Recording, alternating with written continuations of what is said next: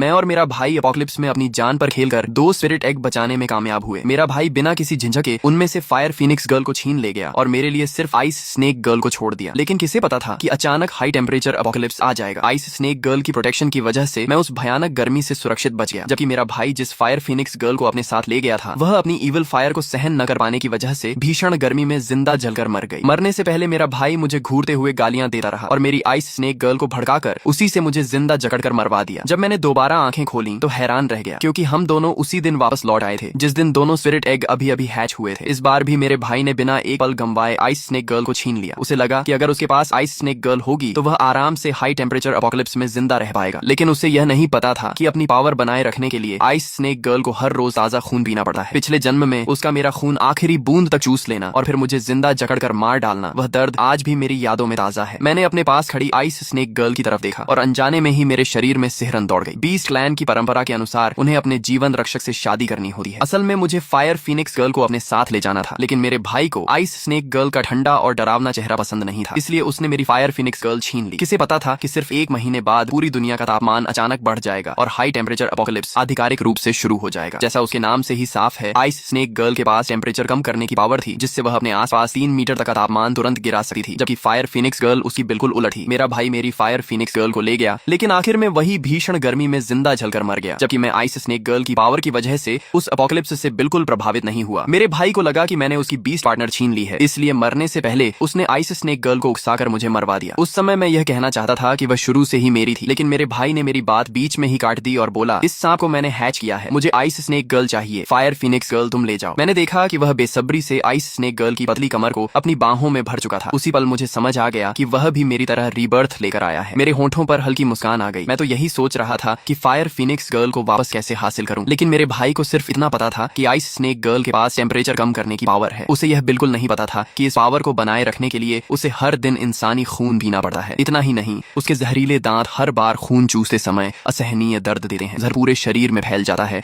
और इंसान की हालत मौत से भी बदतर हो जाती है। पिछले जन्म में मेरे भाई के लगातार उकसाने की वजह से आइस स्नेक गर्ल मेरा इतना खून पी चुकी थी कि मैं मरने की कगार पर पहुंच गया था। एक तरह से देखा जाए तो मुझे अपने भाई का शुक्रिया अदा करना चाहिए, क्योंकि आखिर में उसी ने मुझे जल्दी मौत दे दी। लेकिन इस जन्म में हर रोज सांप के जहरीले दांतों से खून चुसवाने की यातना मेरा भाई खुद सहेगा। पिछले जन्म में जब मैं आइस स्नेक गर्ल को अपने साथ ले गया था, तब वह मन से बिल्कुल तैयार नहीं थी। वह सिर्फ बीस्ट क्लैन के नियमों की वजह से मजबूरी में मेरी पत्नी बनी थी। लेकिन इस बार जैसे ही उसने सुना कि मेरा भाई उसे अपने साथ ले जाना चाहता है, उसने मेरे जवाब का इंतजार भी नहीं किया और तुरंत उसके पास जाकर खड़ी हो गई। फिर उसने शांत आवाज में कहा, शिंगचुआन, अब जब शिंगयू मुझे अपने साथ ले जाना चाहता है तो मैं अब उसी की हूँ, तुम अब मेरा पीछा मत करना। मैंने अपनी आंखें सिकोड़ ली। अब मुझे पूरा यकीन हो गया कि सिर्फ मैं और मेरा भाई ही नहीं, बल्कि आइस स्नेक गर्ल भी रीबर्थ लेकर आई है। आइस स्नेक गर्ल की बातें सुनकर मेरे भाई के चेहरे पर खुशी और घमंड साफ दिखाई देने लगा। उसने मेरी तरफ घमंड से देखते हुए कहा, क्या हुआ शिंगचुआन, यह आइस स्नेक गर्ल का अपना फैसला है, तुम उस बेकार फायर फिनिक्स गर्ल को लेकर घर चले जाओ। यह सुनकर मैं हल्का सा मुस्कुरा दिया और बोला, ठीक है, अगर छोटे भाई को आइस स्नेक गर्ल इतनी पसंद है तो बड़े भाई होने के नाते मैं उसे कैसे मना कर सकता हूँ। मेरे भाई शिंगयू जब मेरे पास से गुजरा तो जानबूझकर अपने कदम धीमे कर दिए। उसने घमंड से मुझे तिरछी नजर से देखा और मेरे कान के पास आकर धीमी आवाज में बोला, तुझे अभी तक पता नहीं है ना, बहुत जल्द हाई टेम्परेचर एपोकलिप्स आने वाला है। जिस दिन तू गर्मी सहन नहीं कर पाएगा और मेरे पैरों में गिरकर भीख मांगेगा, उस दिन अगर मेरा मूड अच्छा हुआ तो मैं आइस स्नेक गर्ल तुझे कुछ दिनों के लिए उधार दे दूंगा। उसकी बात सुनकर मैं मन ही मन मुस्कुराया। उसे अभी तक यह नहीं पता था कि आइस स्नेक गर्ल ने आखिर उसे ही क्यों चुना है। मैंने उसकी तरफ दोबारा नहीं देखा और कमरे के कोने में बैठी उस फायर फिनिक्स गर्ल की तरफ बढ़ गया, जो अभी अभी अंडे से निकली थी। वह अपने पंख समेटे एक कोने में दुखी हुई थी। उसके पंख अभी ठीक से खुले भी नहीं थे, लेकिन उसका पूरा शरीर डर से कांप रहा था। ये ऐसा डर था जो उसकी आत्मा तक में बस चुका था। जब उसने सुना कि मेरा भाई आइस स्नेक गर्ल को अपने साथ ले जा रहा है, तभी उसके चेहरे पर थोड़ी राहत आई, लेकिन उसने फिर भी सिर उठाने की हिम्मत नहीं की। मैं उसके सामने जाकर बोला, चलो। मेरी आवाज सुनते ही फायर फिनिक्स गर्ल बुरी तरह कांप गई और डर कर एक कदम पीछे हट गई। उसने कांपती आवाज में पूछा, शिंगचुआन, क्या आप सच में मुझे अपने साथ ले जाना चाहते हैं? मैंने उसका सिर सहलाने के लिए हाथ बढ़ाया, लेकिन उसने डर के मारे तुरंत अपनी आंखें बंद कर ली। उसका पूरा शरीर दन गया और उसने खुद ही अपना सिर आगे कर दिया। वह कांपते हुए बोली, मैंने जानबूझकर कुछ नहीं किया, प्लीज मुझे मत मारिए। मेरा हाथ हवा में ही रुक गया। ऐसा लगा जैसे किसी ने मेरे सीने पर भारी पत्थर रख दिया हो। मैंने धीरे से पूछा, मैं तुम्हें क्यों मारूंगा? फायर फिनिक्स गर्ल ने धीरे धीरे सिर उठाकर मेरी तरफ देखा। काफी देर बाद उसने अपनी आंखें खोली। उन आंखों में न गुस्सा था न नफरत, सिर्फ इतना गहरा डर था कि जैसे वह महसूस करना ही भूल चुकी हो। उसी पल मुझे समझ आ गया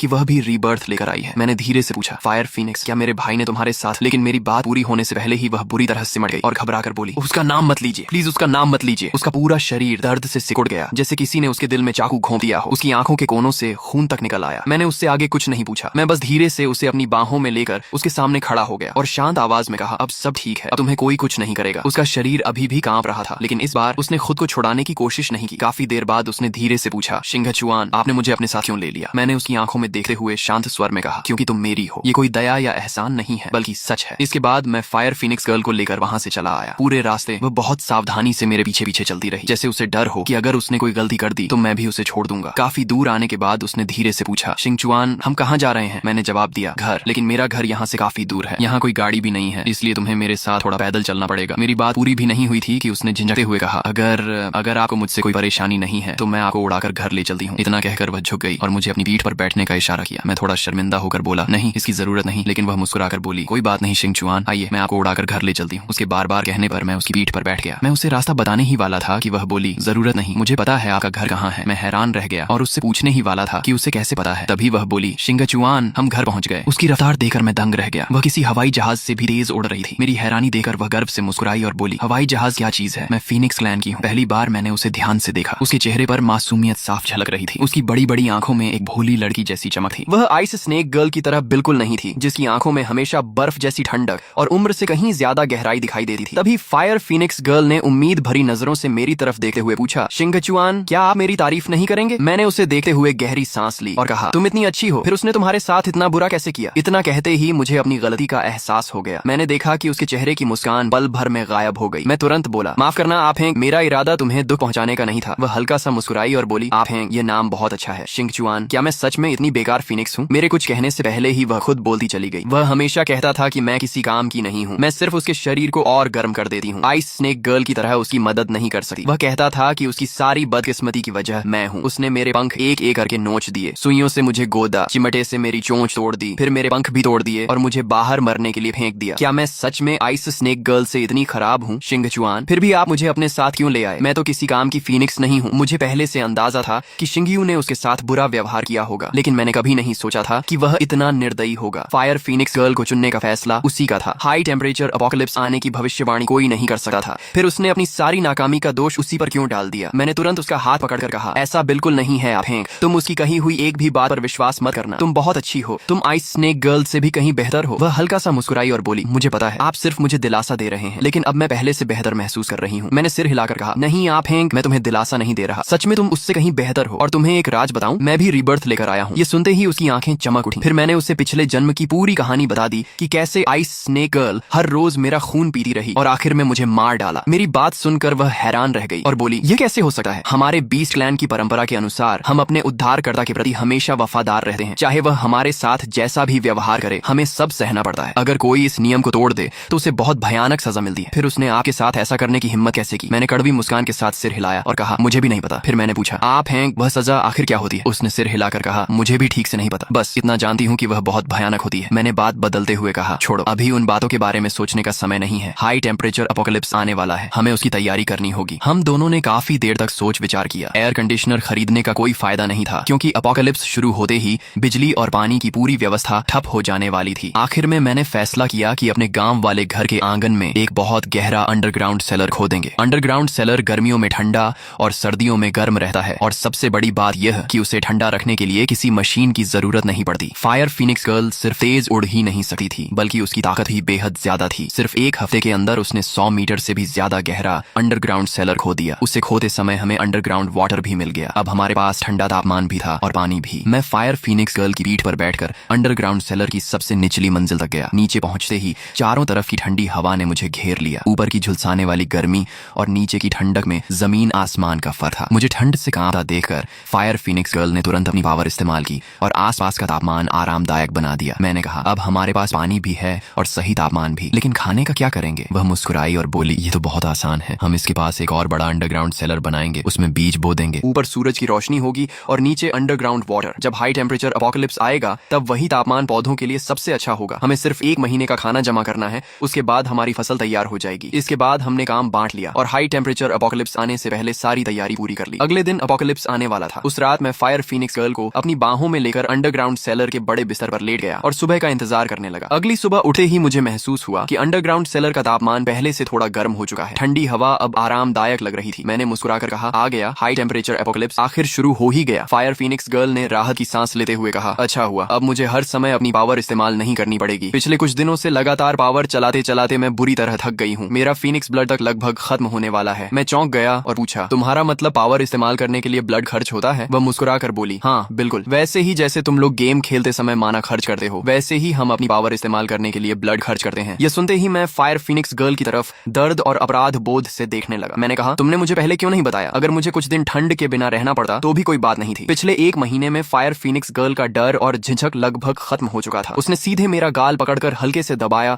और मुस्कुराते हुए बोली, मुझे पहले से पता था, अगर मैं आपको बता देती तो आप कभी मुझे अपनी पावर इस्तेमाल नहीं करने देते। उसकी बात सुनकर मेरा दिल भर आया। मैं उसे देखता रहा और मन ही मन सोचने लगा कि आखिर बीस्ट क्लैन के दो लोगों में इतना फर्क कैसे हो सकता है। पिछले जन्म में मैंने कभी आइस स्नेक गर्ल से गर्मी की शिकायत तक नहीं की थी। गर्मी उससे खुद बर्दाश्त नहीं हो रही थी, इसलिए उसने जबरदस्ती अपनी पावर इस्तेमाल की, लेकिन उसकी पावर चलती मेरे खून से थी। ये याद आते ही मैंने गहरी सांस ली और धीरे से बुदबुदाया, पता नहीं इस समय शिंगयू की क्या हालत होगी। अगर पिछले जन्म जैसा ही सब हो रहा है तो आज उसके खून चूसने का पहला दिन होगा। अफसोस, उसकी हालत अपनी आंखों से नहीं देख पा रहा। शायद फायर फीनिक्स गर्ल मेरे मन की बात समझ गई थी। वह मुस्कुराई और बोली, भैया मैं आपको कुछ मजेदार दिखाती हूँ। इतना कहकर उसने रहस्यमय अंदाज में मुझे एक ब्रॉन्ज मिरर पकड़ा दिया। मैंने हैरानी से पूछा, यह क्या है? एक साधारण आईना? मैं उसे बार बार उलट पलट कर देखने लगा, लेकिन उसमें कुछ भी खास नजर नहीं आया। तभी फायर फीनिक्स गर्ल ने उस ब्रॉन्ज मिरर पर हल्की सी आग फूंकी। अगले ही पल उसका धुंधला शीशा बिल्कुल साफ हो गया और उसमें अचानक शिंगयू और आइस स्नेक गर्ल दिखाई देने लगे। मेरी उलझन देखकर फायर फीनिक्स गर्ल मुस्कुराई और बोली, ये फीनिक्स क्लैन का ट्रेजर है। इसे तुम इंसानों की भाषा में सर्वेलेंस कैमरा कह सकते हो। फर्क सिर्फ इतना है कि इसे न बिजली चाहिए और न ही नेटवर्क। मैंने सिर हिलाया और ब्रॉन्ज मिरर में दिख रहे दृश्य को ध्यान से देखने लगा। उसमें शिंगयू पूरी तरह पसीने से भीगा हुआ आइस स्नेक गर्ल के सहारे बैठा था और लगातार चिल्ला रहा था, गर्मी से जान निकल रही है, जल्दी अपनी कूलिंग पावर इस्तेमाल करो। आइस स्नेक गर्ल ने हल्के से होंठ भींचे। उसे देखते ही मैं समझ गया कि अब वह अपना असली रंग दिखाने वाली है। उसके चेहरे पर एक अजीब सी मुस्कान उभरी और उसने शिंगयू की तरफ घूरते हुए कहा, शिंगयू तुमने ही मुझसे अपनी पावर इस्तेमाल करने को कहा है, बाद में पछताना मत। शिंगयू बेसब्री से चिल्लाया, जल्दी करो, मैं गर्मी से मर जाऊंगा। लेकिन उसकी बात पूरी होने से पहले ही आइस स्नेक गर्ल ने अपने जहरीले दांत सीधे उसकी बाह में गड़ा दिए। अगले ही पल शिंगयू दर्द से चीख उठा। उसका पूरा शरीर अकड़ गया और वह हिल तक नहीं पाया। मुझे अच्छी तरह पता था कि स्नेक वेनम ने उसकी मोटर नर्व्स को सुन्न कर दिया था, लेकिन उसकी कीमत यह थी कि उसके पेन नर्व्स 10,000 गुना ज्यादा संवेदनशील हो चुके थे। यानी उसे जो दर्द महसूस हो रहा था वह किसी आम सांप के काटने से 10,000 गुना ज्यादा था। शिंगयू का चेहरा दर्द से पूरी तरह बिगड़ गया। उसकी चीखें पूरे अंडरग्राउंड सेलर में गूंज रही थी और उन्हें सुनकर मेरे कान तक सुन्न होने लगे। मैंने तुरंत ब्रॉन्ज मिरर बंद कर दिया। जैसे ही पीछे मुड़ा, देखा फायर फीनिक्स गर्ल मुझे बड़ी अजीब नजरों से देख रही थी। मैंने पूछा, क्या हुआ? अगले ही पल वह दौड़कर मुझसे लिपट गई और अपने पंखों में मुझे ढक लिया। उसकी आवाज कांप रही थी, शिंगचुआन, क्या पिछले जन्म में आपके साथ भी बिल्कुल ऐसा ही हुआ था? तब मुझे समझ आया कि वह मेरी तकलीफ की कल्पना करके ही टूट गई थी। न जाने क्यों मेरी आंखें भी नम हो गईं। पिछले जन्म में मेरे माता पिता हमेशा शिंगयू का पक्ष लेते थे। हर बार मुझे ही उससे समझौता करने के लिए कहते थे, लेकिन कभी किसी ने यह नहीं पूछा कि मेरे दिल पर क्या बीत रही है। सच में मेरी परवाह की थी। मुझे रोता हुआ देखकर फायर फीनिक्स गर्ल पूरी तरह घबरा गई। वह बार बार माफी मांगते हुए बोली, ये सब मेरी गलती है, मुझे माफ कर दीजिए। अगर मुझे पहले पता होता कि आइस स्नेक गर्ल ने आपके साथ इतना अत्याचार किया है तो मैं कभी आपको उसके पास नहीं छोड़ी। मैं तो हमेशा यही समझती रही कि उसके पास टेम्परेचर कम करने की पावर है, इसलिए वह आपको आराम से रखेगी। अगर मुझे सच्चाई पता होती तो अपनी जान की बाजी लगाकर भी आपको वापस ले आती। उसकी बातें सुनकर मैं हैरान रह गया। मुझे समझ नहीं आया कि वह ऐसा क्यों कह रही है, लेकिन उसकी बाहों में रहते हुए मेरे मन को पहली बार सुकून मिला। कुछ देर बाद मैंने फिर से वह ब्रॉन्ज मिरर खोल दिया, ये देखने के लिए कि उधर क्या चल रहा है। अब शिंगयू की दर्द भरी चीखें बंद हो चुकी थीं। वह सोफे पर बेहद कमजोर हालत में पड़ा कांप रहा था। आइस स्नेक गर्ल की जीभ उसके चेहरे पर धीरे धीरे घूम रही थी। वह मुस्कुराकर बोली, तुम वाकई काफी सहनशील हो, अपने भाई से कहीं ज्यादा। फिर उसने कांपते हुए शिंगयू की तरफ देखा और बोली, रो क्यों रहे हो? अगर हाई टेम्परेचर अपोकलिप्स में मैं तुम्हारे साथ न होती तो क्या तुम इतनी आराम से जिंदा रह पाते? तुम्हारा भाई शिंगचुआन तो मेरे बिना अब तक गर्मी से तड़प तड़प कर मर गया होगा। उसकी बात सुनकर मैं बस आंखें घुमा कर रह गया। सच तो यह था कि मैं इस समय पहले से कहीं ज्यादा आराम में था। तभी शिंगयू जैसे कुछ सोचकर बोला, क्यों ना मैं किसी बहाने शिंगचुआन को यहाँ बुला लूं, फिर तुम उसका भी खून पी लेना। लेकिन अगले ही पल उसने खुद ही सिर हिलाया, नहीं, अगर वह यहाँ आ गया तो उसे भी तुम्हारी पावर का फायदा मिल जाएगा। मैं तो चाहता हूँ कि वह गर्मी से तड़प तड़प कर मरे, फिर मेरे पैरों में गिरकर मुझसे भीख मांगे। उसकी बातें सुनकर मैंने बेबसी से मुस्कुरा दिया। आज तक मुझे समझ नहीं आया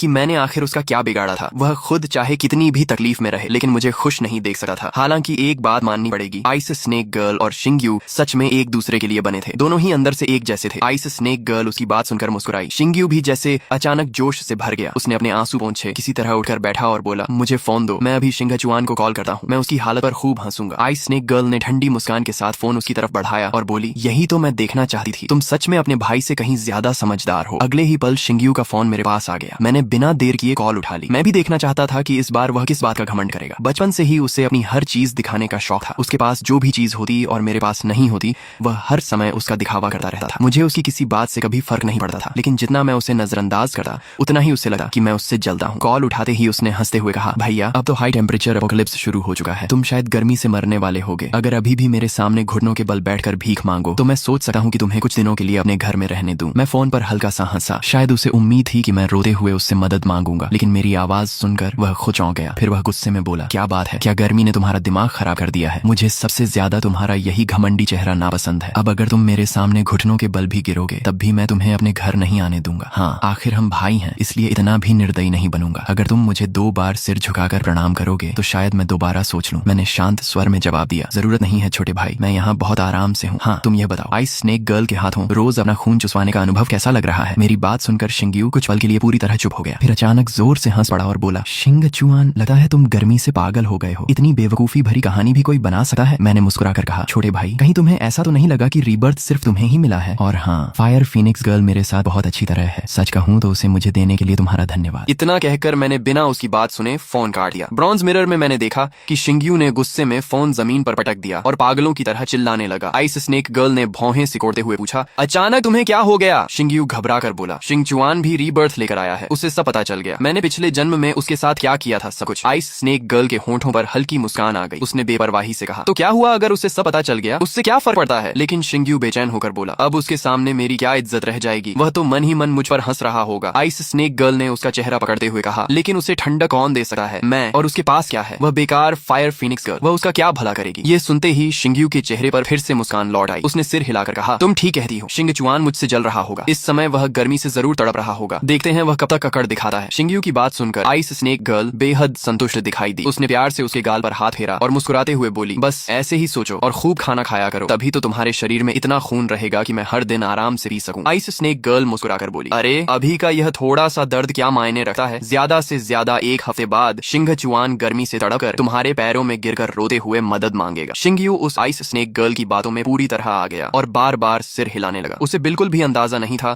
कि आइस स्नेक गर्ल को सिर्फ उसका खून नहीं चाहिए था, बल्कि उसका असली मकसद उसकी सोल थी। पिछले जन्म में आइस स्नेक गर्ल को मेरे खून से अपनी पावर बनाए रखने के बाद भी एक सोल की जरूरत थी, लेकिन उसे किसी ऐसे इंसान की सोल चाहिए थी जो उसके जैसा स्वार्थी और निर्दयी हो। सिर्फ ऐसी सोल ही उसकी पावर को हमेशा के लिए स्थिर रख सकती थी। मेरी सोल उसकी शर्तों पर खरी नहीं उतरती थी, इसलिए उसने मुझसे कहा था कि मैं किसी तरह शिंग्यू को उसके पास ले आऊं। मुझे अच्छी तरह पता था कि अगर मैंने अपने भाई को वहां पहुंचा दिया तो उसे कैसी भयानक यातना झेलनी पड़ेगी, इसलिए मैंने साफ मना कर दिया था। लेकिन शिंगेयू ने उल्टा यही समझा कि मैं उससे जलता हूँ और उसे अच्छा नहीं देख सकता। उस समय तक मैं उसे अपना छोटा भाई मानता था और हमारे भाईचारे की इज्जत करता था, लेकिन अपनी मौत के बाद ही मुझे समझ आया कि उसके दिल में मेरे लिए जरा भी अपनापन नहीं था। इस जन्म में मैंने तय कर लिया था कि अब मैं उसे कभी नहीं रोकूंगा, उसे जो करना है करने दूंगा। इसके बाद मैं और फायर फीनिक्स गर्ल कई दिनों तक बहुत सुकून से रहे। इस दौरान शिंगयू कई बार मुझे फोन करके अपने आराम की जिंदगी का दिखावा करता रहा। शुरू में मैं उसकी बातें चुपचाप सुन लेता था, लेकिन बाद में जब वह हद से ज्यादा परेशान करने लगा तो मैंने उसे वीडियो कॉल पर अपना अंडरग्राउंड सेलर दिखा दिया। मेरी रहने की जगह देखकर उसका चेहरा तुरंत काला पड़ गया। उस दिन के बाद उसने मुझे फोन करना लगभग बंद कर दिया और मेरी जिंदगी फिर से शांत हो गई। लेकिन न मैं और न ही फायर फीनिक्स गर्ल ये समझ पाए कि एक नया संकट धीरे धीरे हमारी तरफ बढ़ रहा था। एक रात हम दोनों अंडरग्राउंड सेलर में सो रहे थे कि अचानक मेरे चेहरे पर गिरती बारिश की बूंदों से मेरी आंख खुल गई। मैंने ऊपर देखा तो हैरान रह गया। इतने दिनों से झुलसाने वाला और बिल्कुल सूखा आसमान अचानक बारिश बरसा रहा था। अच्छी बात यह थी कि बारिश का पानी गर्म तो था, लेकिन इतना नहीं कि उसे सहा न जा सके। उसका तापमान लगभग 20-25 डिग्री के आसपास था। शुरुआत में हमने इस पर ज्यादा ध्यान नहीं दिया, लेकिन वह बारिश लगातार कई दिनों तक बिना रुके होती रही। अंडरग्राउंड सेलर में पानी धीरे धीरे भरने लगा और कुछ ही दिनों में वह हमारे टखनों तक पहुंच गया। फायर फीनिक्स गर्ल ने मुझसे कहा कि मैं नीचे ही रहूं,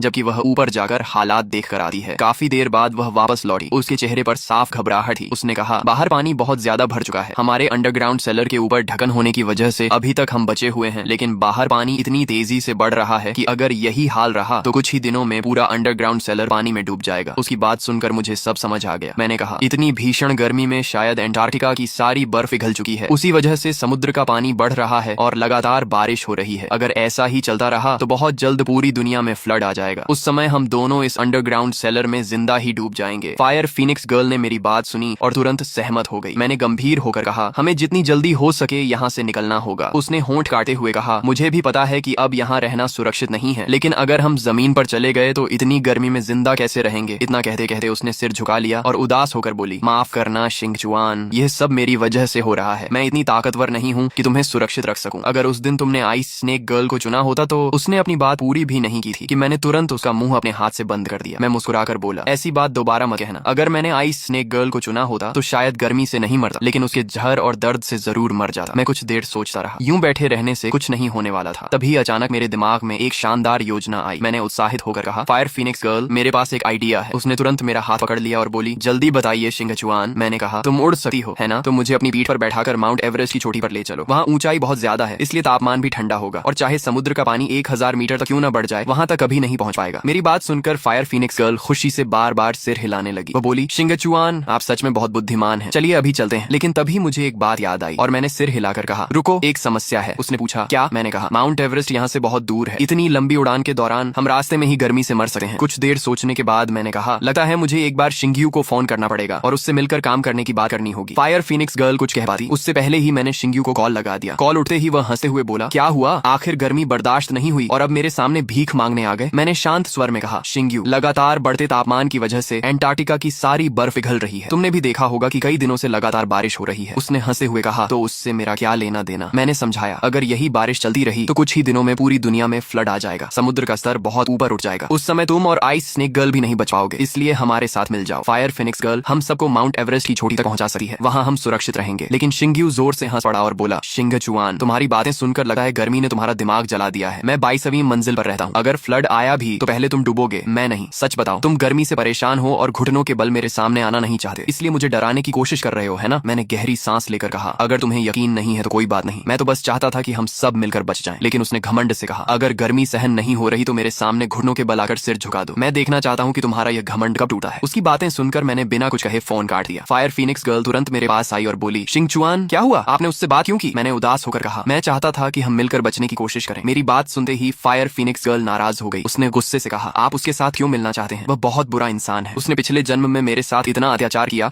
और उसी की वजह से मैं आपसे अलग हो गई थी। उसका फूला हुआ चेहरा देखकर मुझे हंसी आ गई। मुझे हंसता देखकर वह और ज्यादा नाराज हो गई और बोली, आगे से कभी उससे बात मत करना। पिछले जन्म में मुझे अंडे से आपने निकाला था, लेकिन वह मुझे जबरदस्ती अपने साथ ले गया। इतने दिनों तक मैं उसे ही अपना उद्धारकर्ता समझती रही। बाद में मुझे पता चला कि वह तो मेरा असली उद्धारकर्ता था ही नहीं। मैंने हैरानी से पूछा, तुम्हें कैसे पता चला कि तुम्हें अंडे से मैंने निकाला था? वह मुस्कुराकर बोली, क्योंकि जब आपने मुझे हैच किया था तब आप गाना गा रहे थे। आपकी आवाज भले ही बहुत खराब थी, लेकिन वही आवाज मुझे हमेशा याद रही। बाद में जब शिंग्यू को गाते सुना तो मुझे समझ आ गया कि वह मेरा उद्धारकर्ता नहीं हो सकता। मैं कई बार चुके से आपके पास वापस आना चाहती थी, लेकिन फिर हाई टेम्परेचर अपोकलिप्स आ गया। मैंने सोचा आइस स्नेक गर्ल के साथ आप खुश होंगे, इसलिए मैं चुप रही। मुझे क्या पता था कि उसने आपके साथ इतना बुरा किया होगा। उसकी बात सुनकर मैं शर्म से मुस्कुरा दिया। फिर मुझे अपनी और उसकी हालत याद आई। अगर हम गर्मी से नहीं मरे तो फ्लड में डूब जाएंगे। मैं अनजाने में फिर से आह भर बैठा। मैंने धीरे से कहा, लगता है दोबारा जिंदगी मिलने के बाद भी हम पिछले जन्म वाली किस्मत से नहीं बच पाएंगे। फायर फिनिक्स गर्ल ने हैरानी से मेरी तरफ देखा और बोली, आप ये क्या कह रहे हैं? मैं आपको माउंट एवरेस्ट की चोटी तक पहुंचा दूंगी। मैंने सिर हिलाकर कहा, रास्ता बहुत लंबा है, हो सकता है हम वहां पहुंचने से पहले ही गर्मी से मर जाएं। इसलिए मैं चाहता था कि आइस स्नेक गर्ल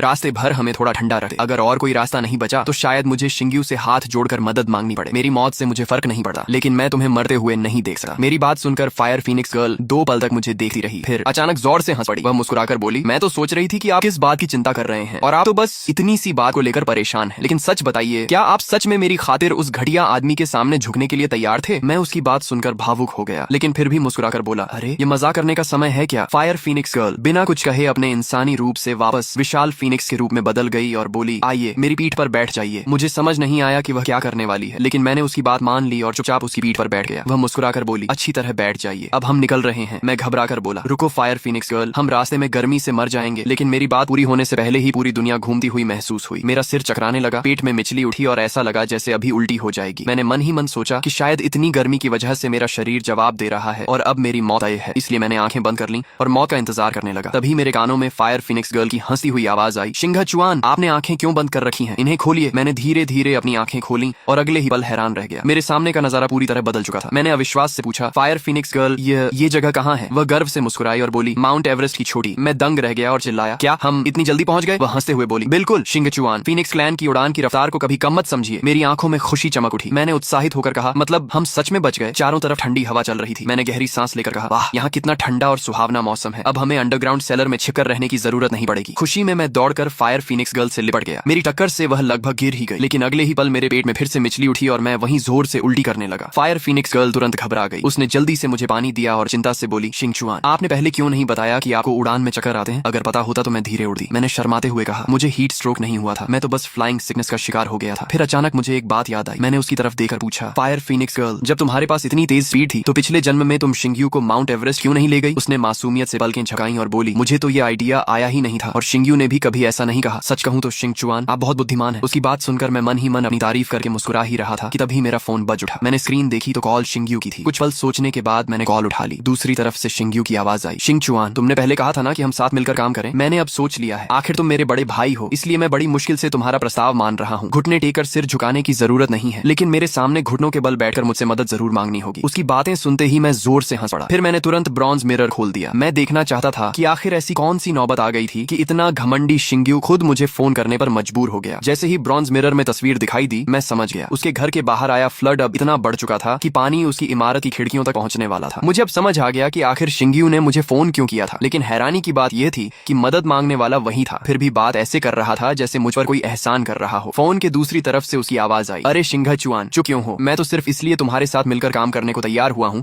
क्योंकि तुम मेरे बड़े भाई हो। मेरी बात ठुकराने की गलती मत करना। मैंने व्यंग्य से कहा, तो क्या मुझे तुम्हारा धन्यवाद भी करना चाहिए? लेकिन शिंगयू को मेरी बातों का मतलब समझ ही नहीं आया। वह घमंड से बोला, बिल्कुल, मैं तुम्हारा जीवन बचाने वाला हूँ, इसलिए तुम्हें मेरे सामने घुटनों के बल बैठकर मुझसे मदद मांगनी होगी। उसकी बेवकूफी भरी बातें सुनकर मैंने बिना एक शब्द बोले फोन काट दिया। लेकिन अगले ही पल उसका फोन फिर से आ गया। मैं उठाना नहीं चाहता था, मगर यह जानने की उत्सुकता थी कि अब वह कौन सा नया बहाना बनाएगा, इसलिए मैंने फिर से कॉल उठा ली। इस बार उसने बनावटी उदारता दिखाते हुए कहा, चलो शिंगचुआन, तुम मेरे बड़े भाई हो, इसलिए मैं एक कदम और पीछे हट जाता हूँ। अब तुम्हें मेरे सामने घुटने टेकने की भी जरूरत नहीं है, बस जल्दी से यहाँ आओ। मुझे और आइस स्नेक गर्ल को माउंट एवरेस्ट की चोटी तक पहुंचा दो। मैंने शांत स्वर में कहा, छोटे भाई, अब मुझे आइस स्नेक गर्ल की कोई जरूरत नहीं है, तुम दोनों किसी और के साथ मिलकर बचने की कोशिश करो। मेरी बात सुनते ही वह घबरा गया और बोला, ज्यादा बहादुरी मत दिखाओ, माउंट एवरेस्ट यहाँ से बहुत दूर है, तुम लोग रास्ते में ही गर्मी से मर जाओगे, जल्दी से हमारे पास आओ। मैंने बिना कुछ कहे वीडियो कॉल ऑन कर दी और मुस्कुरा कर बोला, छोटे भाई, जरा खुद देख लो कि मैं अभी कहाँ हूँ। उसने तिरस्कार से कहा, और कहाँ होगे? मैंने कैमरा घुमाकर चारों तरफ बर्फ से ढकी चोटियां दिखाई और कहा, मैं इस समय माउंट एवरेस्ट की चोटी पर हूँ। ये देखकर शिंग्यू की आंखें फटी रह गईं। वह हकलाते हुए बोला, ये कैसे हो सकता है? आइस स्नेक गर्ल के बिना तुम रास्ते में ही गर्मी से मर जाते। मैं मुस्कुराया और बोला, शायद तुम भूल गए कि फायर फीनिक्स गर्ल की उड़ान की स्पीड किसी रॉकेट से कम नहीं है। और हाँ, मुझे इतनी अनमोल साथी देने के लिए तुम्हारा बहुत बहुत धन्यवाद। इतना कहकर मैंने फोन काट दिया। फिर मैंने ब्रॉन्ज मिरर खोला। उसमें शिंग्यू गुस्से से घर का सामान तोड़ रहा था। शोर सुनकर आइस स्नेक गर्ल कमरे से बाहर आई। उसे देखते ही शिंग्यू पागलों की तरह उस पर टूट पड़ा। वह उसे धक्का देने लगा, गालियां देने लगा और मौका देखकर उसके गाल पर जोरदार थप्पड़ भी मार दिया। यह दृश्य देखकर फायर फीनिक्स गर्ल का चेहरा उतर गया। उसने धीमे से पूछा, क्या पिछले जन्म में उसने आपके साथ भी ऐसा ही किया था? मैंने उसके सिर पर प्यार से हाथ फेरा। वह मेरे सीने से लग गई और भर्राई हुई आवाज में बोली, मेरे साथ तो वह इससे भी ज्यादा बुरा करता था। वह मुझे सुइयों से चुभोता था, चाकू से काटा था। और इतना कहते कहते उसकी आंखों से आंसू बहने लगे। मैं तुरंत ब्रॉन्ज मिरर बंद करने लगा, लेकिन उसने मेरा हाथ पकड़ लिया और बोली, नहीं, मैं देखना चाहती हूँ कि आइस स्नेक गर्ल उसके साथ वैसा ही व्यवहार करती है या नहीं जैसा मैंने उसके साथ किया था। क्या वह भी उसकी हर गलती सह लेगी? उसकी बात सुनकर मुझे एहसास हुआ कि वह जितनी मासूम दिखती है उतनी भोली नहीं रही, लेकिन शायद यह उसके लिए अच्छा ही था, क्योंकि मैं आइस स्नेक गर्ल को अच्छी तरह जानता था। मैंने कभी उसका बुरा नहीं किया था, फिर भी उसने मेरे साथ इतनी निर्दयता की थी। अब जब शिंग्यू ने खुद उसके ऊपर हाथ उठाया था तो वह उसे कभी नहीं छोड़ेगी। और सच भी यही हुआ। ब्रॉन्ज मिरर में आइस स्नेक गर्ल का चेहरा गुस्से से लाल हो चुका था। उसने एक झटके में शिंग्यू का गला पकड़ लिया और लगातार कई जोरदार थप्पड़ उसके चेहरे पर जड़ दी। कुछ ही सेकंड में उसका चेहरा सूज गया, होंठ फट गए और मुंह से खून बहने लगा। थोड़ी देर बाद उसके 2 दांत भी टूटकर जमीन पर गिर पड़े। आइस स्नेक गर्ल की आंखों में हत्या की चमक थी। वह ठंडी आवाज में बोली, शिंग्यू, तुम सच में बहुत घटिया इंसान हो। मेरी पावर का इस्तेमाल करके जिंदा रहते हो और ऊपर से मुझ पर हाथ उठाने की हिम्मत भी करते हो। लगता है तुम्हारी मौत का समय आ गया है। मार खाने के बाद शिंग्यू भी पागलों की तरह चिल्लाने लगा। उसने कहा, मैंने तुम्हें अपना खून इसलिए दिया क्योंकि तुम्हारी पावर से मैं जिंदा रह सकता था, लेकिन अब देखो, पूरा घर फ्लड में डूबने वाला है। अब तुम्हारा क्या फायदा? तुमसे अच्छा तो वह बेकार फायर फीनिक्स गर्ल थी। काश मैंने उसी को चुना होता। आइस स्नेक गर्ल हंस पड़ी और बोली, पिछले जन्म में तो तुमने उसी फायर फीनिक्स गर्ल को चुना था, तब तुम्हें उससे क्या मिला था? उसकी बात सुनकर शिंग्यू एक पल के लिए चुप हो गया। फिर आइस स्नेक गर्ल मुस्कुराकर बोली, लेकिन तुम्हारी एक बात ने मुझे याद दिला दिया कि अब यहाँ रुकने का कोई मतलब नहीं है। शिंग्यू की आंखों में उम्मीद चमक उठी। वह बोला, क्या तुम्हारे पास यहाँ से निकलने का कोई तरीका है? आइस स्नेक गर्ल ने लापरवाही से कहा, मेरी आइस पावर से इस फ्लड को जमा देना मेरे लिए कोई मुश्किल काम नहीं है। ये सुनते ही शिंग्यू खुशी से उछल पड़ा। हाँ, मैं तो भूल ही गया था कि तुम्हारे पास फ्रीजिंग पावर है। जल्दी करो, मुझे भी माउंट एवरेस्ट की चोटी पर ले चलो, फिर मैं शिंगचुआन को दिखाऊंगा कि आखिर जीता कौन। आइस स्नेक गर्ल ने अपनी जीभ बाहर निकाली और मुस्कुराकर बोली, शिंग्यू, तुम सच में बहुत जल्दी रंग बदल लेते हो। लेकिन शिंग्यू उत्साह से बोला, लेकिन क्या? आइस स्नेक गर्ल ने अपनी जहरीली स्नेक फैंग्स बाहर निकाली और ठंडी मुस्कान के साथ बोली, मैंने कब कहा कि मैं तुम्हें भी अपने साथ ले जाऊंगी? इस बार उसने पहले की तरह उसके हाथ या पैर पर नहीं, बल्कि सीधे उसकी गर्दन पर अपने जहरीले दांत गड़ा दी। शिंग्यू डर के मारे चिल्लाया, आइस स्नेक गर्ल, तुम क्या कर रही हो? अगर मैं मर गया तो तुम्हें खून कौन देगा? मेरे बिना तुम तुम भी फ्लड में मर जाओगी, आइस स्नेक गर्ल ने ठंडे स्वर में कहा। वह पहले की बात ही, अब मुझे तुम्हारे खून की जरूरत नहीं रही, अब मुझे सिर्फ तुम्हारी सोल चाहिए। तुम्हारी सोल मिलते ही मैं हमेशा अपनी पावर इस्तेमाल कर सकूंगी, फिर मुझे कभी किसी के खून की जरूरत नहीं पड़ेगी। इतना कहकर उसने पूरी ताकत से उसकी गर्दन में अपने दांत गड़ा दिए। शिंग्यू का शरीर अस्वाभाविक तरीके से मरोड़ खाने लगा। वह लगभग आधे घंटे तक तड़पता रहा और फिर हमेशा के लिए शांत हो गया। लेकिन उसके मरते ही आइस स्नेक गर्ल खुद भी दर्द से कराहने लगी। उसने अपना गला पकड़ लिया और अपने असली स्नेक फॉर्म में बदल गई। ये देखकर मैंने हैरानी से फायर फीनिक्स गर्ल से पूछा, इससे क्या हो रहा है? उसने प्यार से मेरे सिर पर हाथ फेरते हुए कहा, शिंगचुआन, याद है मैंने आपको बीस्ट क्लैन के एंशिएंट रूल्स के बारे में बताया था? मैंने पूछा, कौन सा रूल? वह बोली, जब आपने मुझसे पूछा था कि मैं शिंग्यू का अत्याचार क्यों सहती रही, तब मैंने कहा था कि बीस्ट क्लैन के एंशिएंट रूल्स के अनुसार अगर कोई बीस्ट अपने सेवियर को नुकसान पहुंचाता है तो उसे भयानक पनिशमेंट मिलती है। आइस स्नेक गर्ल इस समय उसी एंशिएंट पनिशमेंट को झेल रही है। मैंने सिर हिलाया। अब सब कुछ समझ आ चुका था। ठीक उसी तरह जैसे कुछ देर पहले शिंग्यू तड़प रहा था, अब आइस स्नेक गर्ल भी जमीन पर दर्द से मरोड़ खा रही थी। काफी देर बाद उसकी भी सांसें हमेशा के लिए थम गईं। आखिरकार बुराई का अंत बुराई से ही हुआ। मैंने कभी नहीं सोचा था कि ये दोनों एक दूसरे को मारकर अपनी मौत बुलाएंगे। शायद यही उनके सारे पापों की सबसे उचित सजा थी।